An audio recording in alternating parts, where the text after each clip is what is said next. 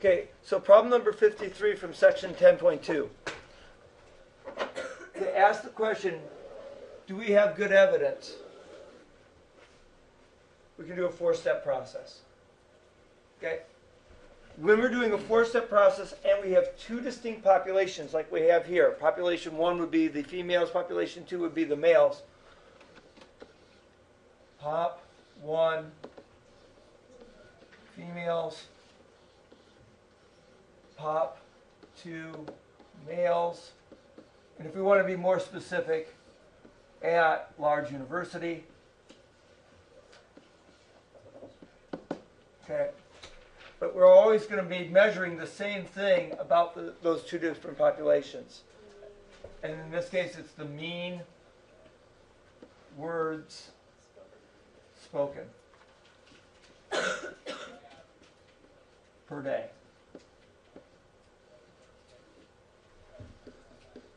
Our H0 claim always can be summarized as there is no difference. Okay, that mu1, which represents the mean of the number of words spoken by the females, is the same as mu2. But the researchers want to know, is there a difference? So their HA claim is not whether one speaks more than the other, but just is there a difference? We'll summarize that as mu1 does not equal mu2. So far, so good? All right. They didn't specify an alpha level. So let's use 0.05, our favorite. All right. So on to the conditions for this thing called the two-sample t-test. Condition number 1 is the data unbiased. They said simple random samples used. So we're good there. Next question. Do we have independence? Okay. Is population 1 greater than or equal to 10 times the sample size for population 1, which is 10 times 56? Do we think there's more than 560 females at this large university? I'd say that's a reasonable thing to think. Same thing true for population 2. Is there 10 times N2 or 10 times 56 in that case as well? Do we think there's 560 males at that university, that large university? Yeah, I think that's reasonable. Okay, and then lastly, do we have independence between samples? Meaning, is there a relationship between the males in group 1, a one-to-one relationship from males in group 1 to the females in, the females in group 1 to the males in group 2? Well, we don't have, between samples we have independence because simple random samples were used. So the independent stuff taken care of. Last step is normality. Now in this case, both sample sizes are bigger than 30. And remember, 30 is having to do with means, 10s had to do with proportions. So because N1 is greater than or equal to 30, and N2 is greater than or equal to 30, the sample size from population 1, the sample size from population 2, we have normality.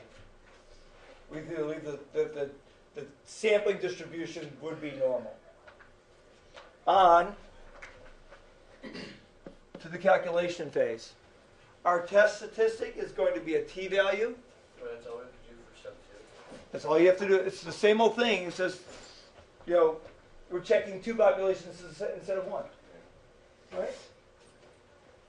So, our t-value, the formula for t-value is x bar 1 minus x bar 2 divided by the square root of s1 squared over n1 plus s2 squared over n2.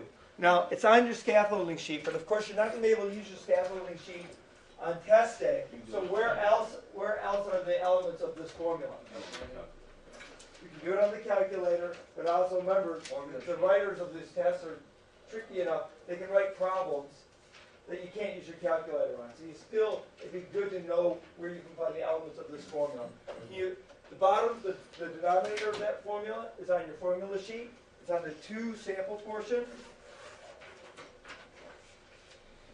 The top of the formula, the x bar 1 minus x bar 2, you're going to have to memorize that. You're going to do it if you're going to be able to do all the questions on the test. Now, if we do this by hand, we get the female estimate of 16,177. That's the average number of words spoken per day by those females, minus 16,569, and we divide that by the square root of female standard deviation, which was 7,520 divided by 56, sorry, that's squared, plus 9,108 squared over 56. And that's a mess. But because I'm not afraid of any math, I'll be able to calculate that. Alpha y1 to get us a big fraction.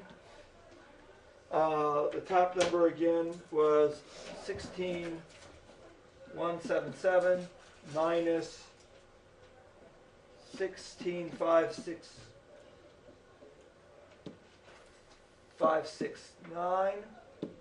On the bottom, I'll get a big square root. Inside that square root, I'll put a fraction. And in that first fraction, I'm going to put 7,250 squared divided by 56. Move out of the fraction, plus, now I need another fraction, and this is going to be 9,108 squared, and divide that by 56.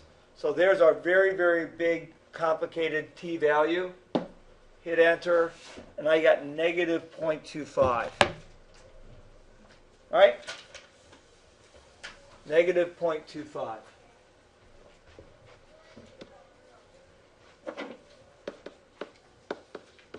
By the way, I look at that negative 0.25, I'm like, we are not going to have a significant difference here. Big t-values like 3 or 4 are where we end up getting significance.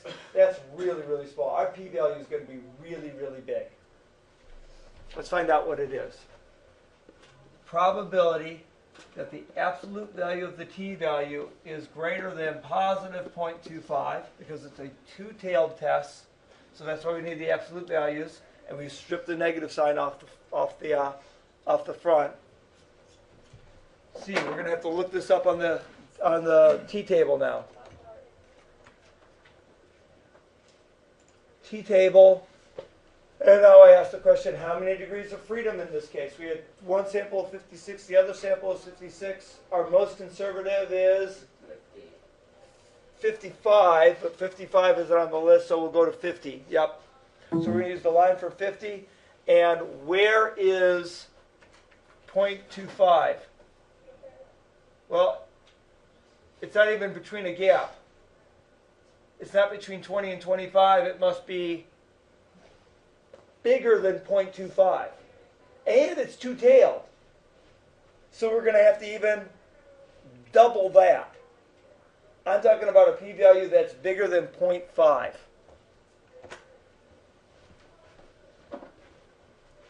Greater than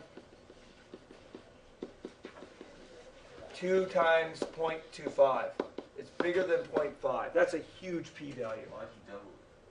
Because it's two-tailed.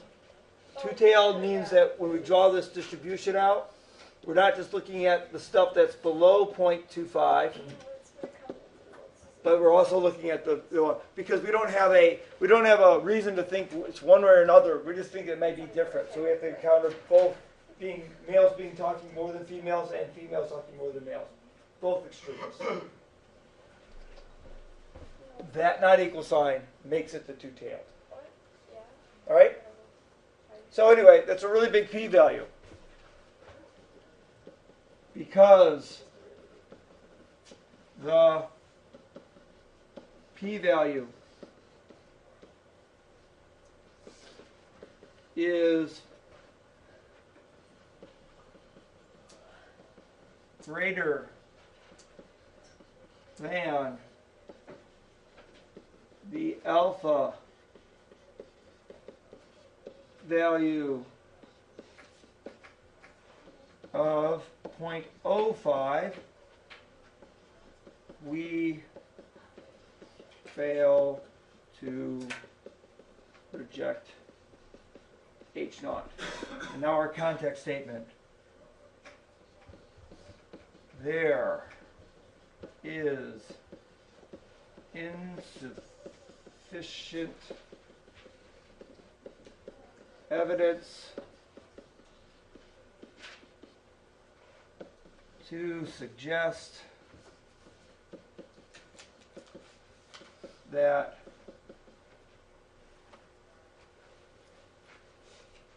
males and females talk in different amounts.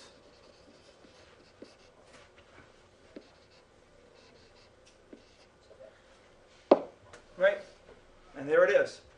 Now again, what does that p-value represent? Assuming that H naught is true, how likely are we to get an answer, two samples so extremely different? Well, they're not so extremely different. That's why the p-value is so very high. Now, Jason, calculator version of this. Instead of me doing all that work, making that really, using that big formula, could we go right to the calculator? Let's do it. Let's find out what it, because we estimated the p-value to be something bigger than 50. What does the calculator say is a more exact answer? Which one are we looking for? The two-sample T, which is option number 4. Do we have data or do we have statistics? We have summary statistics. Okay. X1 was the females. 16177. Standard deviation for the females. 7520. Number of females was 56.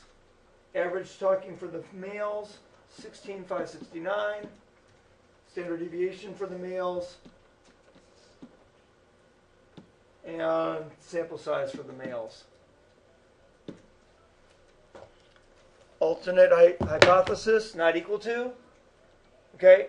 And the stuff that you didn't see, because you weren't here yesterday, the question, do we pool or not to pool? Never pool. Never pool. That's what You're fooling if you're pooling. Okay, again, pool means that, can we assume that the standard deviation between these two populations is the same? And the answer is, no, not really. We can't assume that. So let's not assume it. Let's not pool. Ever. No pooling around in this class. All right, and when we do the calculation, there's our t-value, about the same. There's our p-value. Is our p-value indeed bigger than 0.5? Oh, yeah. So it's consistent. Remember that we use 50 degrees of freedom in our calculation. Their degrees of freedom is a much more aggressive 106.2. Okay? We will, if we're using the tables, we'll use the more conservative. If we use their very crazy formula, we end up getting, I don't know the answer to your question. I was going to say, how I don't know the answer to your question. I don't know how you get a 0.19 degree of freedom. No, how are the answers so close when the degrees of freedom are so different? Okay, and the answer is, there are, I can't answer that question. Okay. There are really, really big differences in degrees of freedom when you go from like 5 to 10. Okay? But going from 10 to 15, the differences in those t distributions is really, really small. Okay? If you look at your t-table, for example, t-table right there. If you look at the t-table, if you look way up in the t-table, you're going to see really big jumps as you go from, let's say, 1 to 5. 31, a t-value of 31, and then it drops to 3.3. But then you make the next group of 5, it doesn't jump so much. And those jumps, as you go making jumps of 5 in degrees of freedom, they're they end up becoming really, really small. And by the time you get into the jump of 20 from, let's say, 80 to 100, look at that. It's only a 0.2 of a 100 jump. And the jump from 100 to 1,000 is only 34 hundredths. So as the number of degrees of freedom jump lower on the scale, the differences are smaller. That's why there's really not a big substantial difference from using 50 degrees of freedom as compared to 106.19 degrees of freedom. I'm sorry, I thought you were going to ask, how do we get 0.19 degrees of freedom, and I don't have an answer for that. All right? So, is that a decent summary? All right? Okay, let me close this recording off.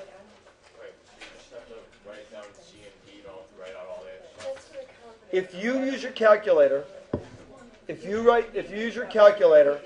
do step 3,